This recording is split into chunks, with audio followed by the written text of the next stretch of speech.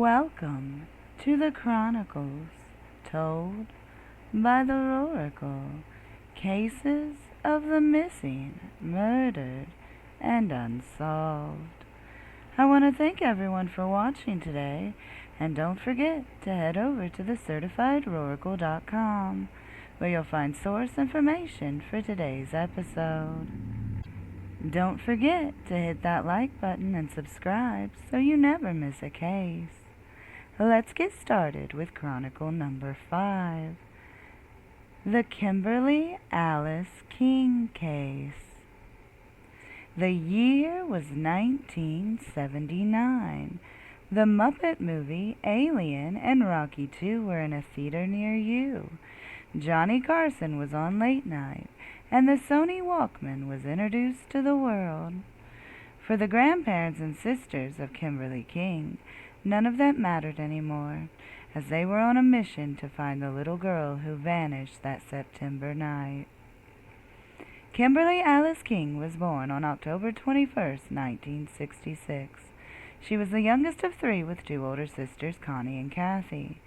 In 1979, Kimberly, who went by Kim, was 5 foot 5 inches and weighed 105 pounds, with light brown hair and blue eyes. At only 12 years old, Kim appeared much older and was often mistaken for a teenager. Kimberly's parents would divorce, and her father Harry would get custody of his 3 daughters, as their mother was deemed unfit due to her violent outbursts. They would reside in Warren, Michigan, where Harry worked. Harry would move to Waterford a short while later and take Kathy with him. Connie, who was an adult, moved to Pontiac.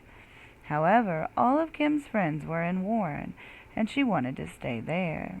This wouldn't be an issue as her grandparents lived there and would take her in. Kim was a very confident, outgoing, sassy young girl. She wanted to be much older than she was, as all little girls do at the age of 12. It's the age in between a kid and a teen, and a very confusing and awkward time for most. Kim attended Lincoln Middle School, where she had many friends and was a good student. Kim's best friend was Annie, who lived across the street from her grandparents' house.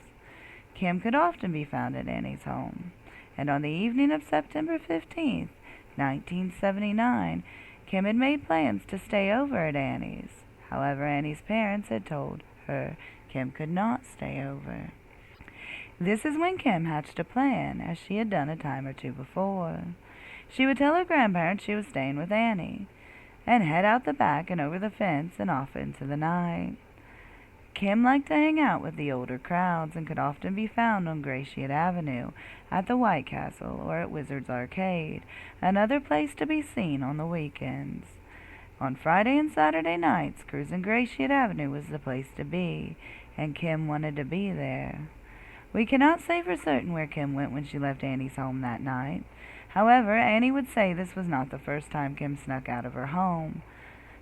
She had snuck out a few times, and Annie would always leave the bedroom window cracked open so Kim could get back in when she was done hanging out with her older friends. However, on September 15th, Kim never showed back up to Annie's house. At around 11 p.m. that night, Kim called her sister Connie, who lived miles away in Pontiac, Michigan. Kim was upset because Kathy was going to take her to the movies that evening and never showed up to get her. Connie explained to Kim that her dad would not let Kathy keep the car that night after he went to work, so Kathy was not able to come and pick Kim up. Connie would ask Kim where she was calling from. Kim told Connie she was at the Gary Mart, located on 9 Mile and Marymount Road, about 7 houses away from her grandparents' home. Connie told her sister it was not safe for her to be out that late alone and to get home. Kim would tell Connie she was sleeping over at Annie's that night. Connie again told her to go back to Annie's as it was not safe for her to be out. Kim promised her sister she would go back to Annie's and they would say their goodbyes.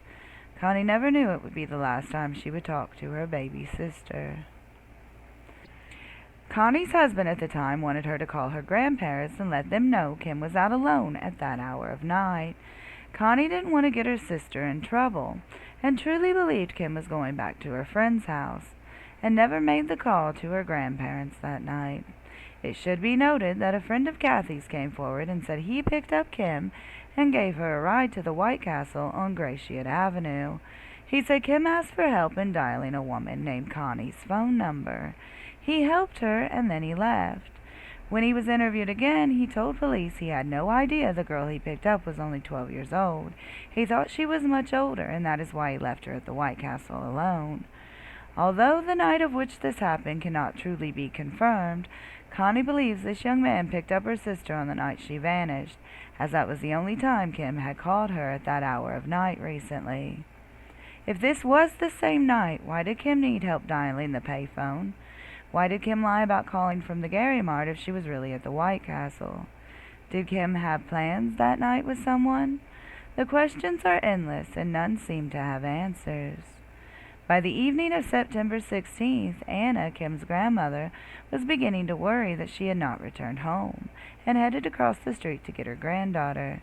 When Anna arrived across the street, Annie would tell her she was not there, and of the plans Kim had to sneak out that night, also telling her Kim had never returned back to her house. Upon hearing this news, the family started calling everyone they could think of to try to locate Kim. When they could not, a missing persons report was made at the Warren Police Department. I would like to say they did all they could to find a missing 12-year-old child, but that's just not the case. They would deem her a runaway and do very little to find Kimberly. While police had some persons of interest in the case, they had no concrete evidence to charge anyone. Back then, another case was making headlines.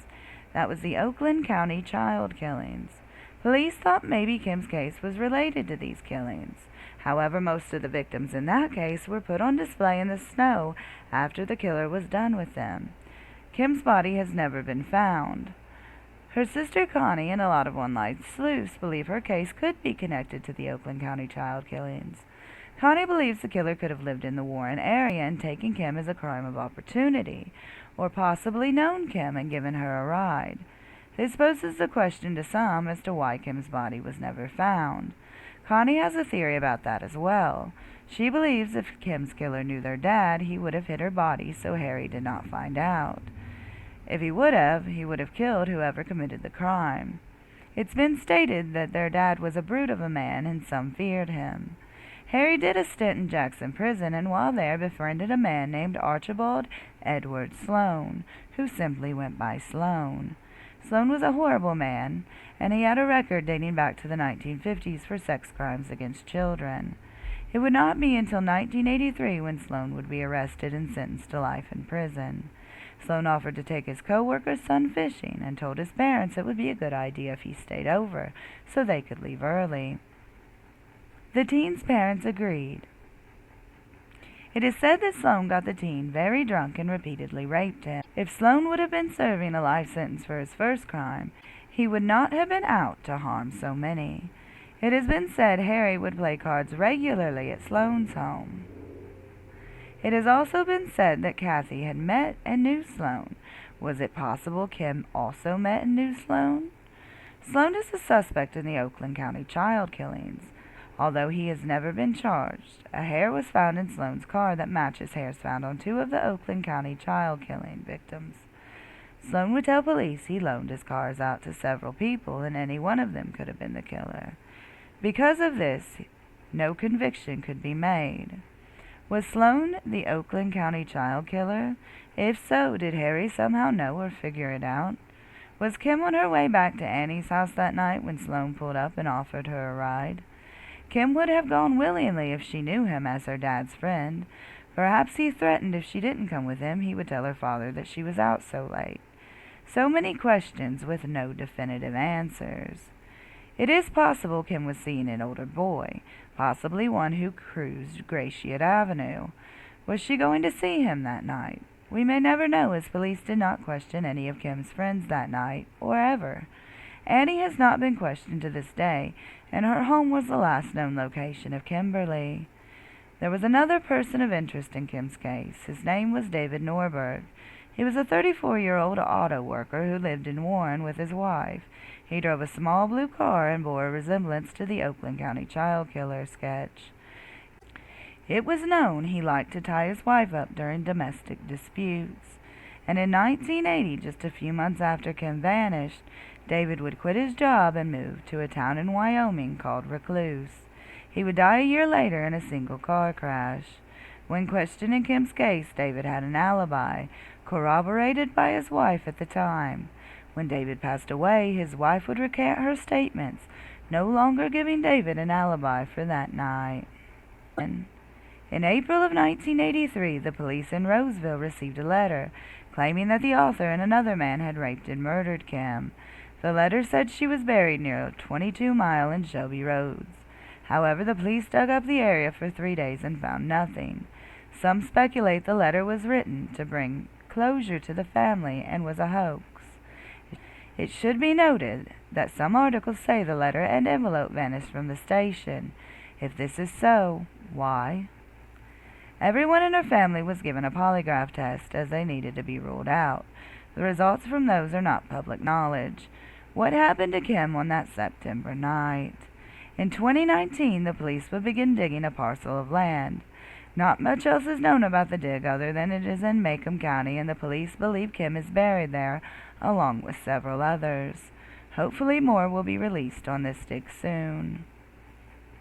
It has been 42 years since Kimberly climbed out of that window and went on a journey that would never allow her to return. Most believe she was abducted and met with foul play.